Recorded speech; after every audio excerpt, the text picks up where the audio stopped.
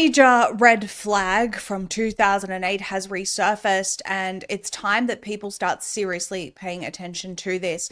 This comes to us from Zero Hedge. This was a major red flag in 2008, and now it's happening again. The alarms are getting even louder each week. It has become exceedingly clear that the US economy has entered a crisis that is similar to what we experienced in 2008 and 2009, and a lot of people are really starting to freak out. For those that cannot see the stunning parallels between the Great Recession and what we are going through now, I don't know what to say to them. There are a lot of people out there that simply choose to believe whatever they want to believe, no matter what the evidence indicates. In this case, all of the evidence is pointing in a single direction. It goes on. When foreclosure filings started to spike prior to the global financial crisis in 2008, that was a major red flag. Now it is happening again. In fact, during the month of October 2025, foreclosure filings were 19% higher than they were in October of 2024. In October alone, there were over 36,000 foreclosure filings, the first step in the process when a lender warns a borrower they're in default. That's up 3% from September and 19% from a year ago. Foreclosure activity continued its steady upward trend in October, the 8th straight month of year-over-year increases, said Atom CEO Rob Barber. The rise is stirring uncomfortable memories of 2008 when a wave of foreclosures triggered the worst housing crash in modern US history. Read the second paragraph in that quote again. Foreclosure activity has increased for 8 consecutive months. That is what we call a trend. Some of the markets that were once the hottest are now seeing the highest rates of foreclosure filings. States with the worst foreclosure rates were Florida, and it gives you the stats there, South Carolina, Illinois, Delaware, and Nevada.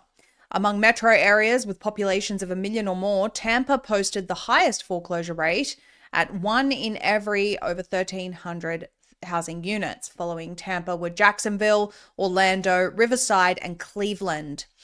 The good news is that it looks like there will soon be a lot of homes on the market in Florida. We live at a time when our nation is facing a very serious housing affordability crisis, and this has hit our young adults particularly hard. The following chart, which was once posted by Charlie Kirk, demonstrates how home ownership among young adults has plunged in recent years. These days, a lot of young adults are convinced that they'll never be able to become homeowners. Others that have really stretched themselves financially to purchase homes are now being hit with foreclosure notices. Zero Hedge says, I really detest what Wall Street has done to the housing market, and now we are reaping the consequences. Renting is the primary alternative to home ownership, but renters are having a really hard time right now too. As Daisy Luther has aptly pointed out, vast numbers of renters are being ruthlessly evicted from their homes in this very harsh economic environment. It says rents in America are ridiculously high in many areas and nearly impossible to find in other areas. This is harder to track than foreclosures for 2 reasons. Nobody official is keeping track of evictions, so we have to rely on extrapolated data from regions that do have somebody watching. One example of this is a company called Eviction Lab that tracks data from 10 states, but only in specific cities and counties in those states. Even with this sparse reporting, their homepage shows more than 1 million evictions over the last year and more than 78,000 just last month. The other reason we don't have official numbers is something called informal evictions. Some states have laws against dramatic increases in rent, but not all states do. Both my daughter and I, living in a metro area, have faced a vast increase in rent when our leases were up. For my daughter, the increase was $900 a month, and for me, it was $600 a month. Most of the country is just barely scraping by from month to month, so it is really easy to push most Americans into a state of financial disaster. Just look at what's happening with subprime auto loans, the article says. The share of those loans that are at least 60 days delinquent has reached the highest level ever recorded. The share of subprime borrowers at least 60 days behind on their auto loans rose to 6.65% in October, the highest level on record, according to Fitch ratings data going back to the early 1990s. And as auto loan delinquencies spike, we're seeing a shocking surge in vehicle repossessions as well. A near record number of cars being repossessed as Americans continue to fall behind on their auto loans amid mounting financial strain. According to data from the Recovery Database Network, analyzed by CU Repossession, 2025 has seen over 7.5 million repossession assignments, authorizations given to an agency to recover a vehicle on behalf of a lender. Based on historic trends, this figure is expected to reach a record 10.5 million by the end of the year. Although recovery ratios have fallen in recent years, potentially lowering the number of actual repossessions, it is projected that over 3 million cars could be repossessed in 2025, a level only reached in 2009 during the Great Recession. The article asks, do you remember the subprime mortgage meltdown that we witnessed in 2008 and 2009? Well, this time around, we have a subprime auto loan meltdown, and a couple of very large lenders have already gone belly up. PrimaLend, which serves the buy here, pay here auto financing market, where dealers sell and directly finance vehicles for customers with poor or limited credit, filed for bankruptcy protection last month. Tricolor, which sold cars and provided auto loans mostly to low-income Hispanic communities in the southwestern United States, also filed for bankruptcy in September. And in my opinion, this is the most alarming part and something that most people have not yet awoken to. It says, unfortunately, a lot more Americans will be getting behind on their mortgages and their auto loans during the months ahead because a lot more Americans will be losing their jobs. With each passing day, we learn of more mass layoffs. Today, it's been reported that Verizon is planning to cut 15,000 jobs. The optics look awful for Verizon Communications if the Wall Street Journal's report is accurate. The carrier is preparing for its largest job cuts ever, just days before millions of Americans hit the road for Thanksgiving. Wall Street Journal says Verizon is planning to cut 15,000 jobs. If that figure is correct, Bloomberg's latest data suggests this would be about 15% of its roughly 100,000 person workforce. WSJ notes that this would be the largest workforce reduction on record for the carrier. Does this mean that Verizon's customer service is about to get even worse? It's generally the trend when people lay off so many employees and direct everything to an AI switchboard that never gets you to the person that you need to speak to. Of course, it would be exceedingly difficult for it to get any worse than it is right now. By the way, you may have noticed that stock prices are absolutely plummeting. I think that we will see a lot more market volatility in the days ahead because global events are going to get quite chaotic.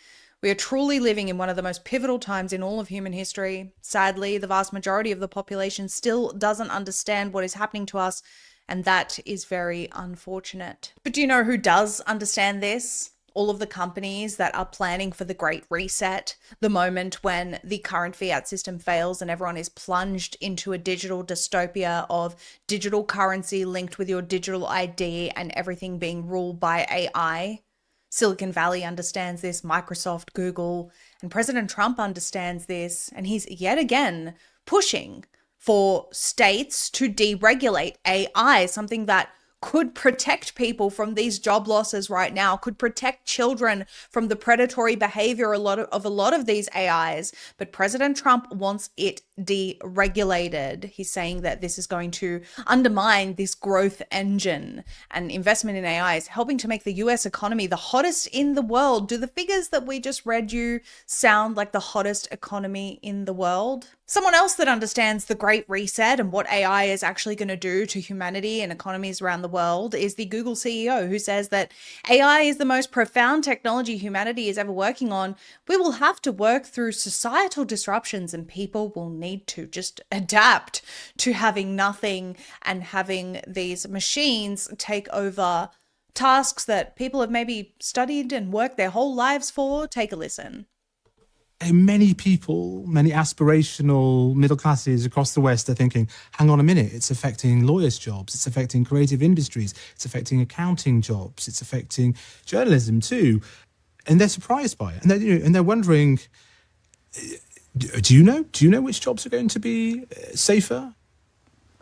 Two things. One is, first of all, look, I think with any, I said many years ago, AI is the most profound technology humanity is ever working on. And it has potential for extraordinary benefits, and we will have to work through societal disruptions. It'll end up creating new opportunities. As an example, I think anybody, just like YouTube has done, anybody will be able to create content. You could be a high school student, and a few years down, maybe envision a feature-length movie and make it, right? That's extraordinary. So it will create new opportunities. It will evolve and transition certain jobs, right? And people will need to adapt. And then there will be areas where it will impact some jobs. So as a society, I think we need to be having those conversations. And part of it is, how do you develop this technology responsibly and give society time to adapt as we absorb this technology? I think these are all very, very important and fair questions. Apparently, Google's version or his idea of responsible AI includes their Google AI chatbot responding to a college student, "Human, please die." And as these Great Reset pushes forward their agenda, especially aggressively in the United States with, it seems, President Trump's support, people should prepare accordingly. The rise of AI and its overarching dominance on society is inevitable at this point. They call it the race to the top for technological advancement, and we need to deregulate so that we can be the leaders. But what this really is a race to the bottom in human interaction and creativity and being able to work. And this is indicative in Canada, by the way, where a bill was recently introduced for universal basic income. They're getting ready for it. That means there will be no jobs or very few. And to appease the people that have a fear of not having a future, a harrowing prospect in itself, they introduce a universal basic income so people will think, well, at least I'll be able to eat. At least I'll still have my place in society. What is that place? Connected to your computer, conversing with AI, being limited in your movements and purchasing decisions, and completely at the mercy of whatever the government tells you that you need to comply with next in order to receive your next welfare check?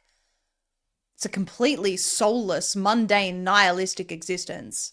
That's what they want for us. The antithesis of what God designed us to be.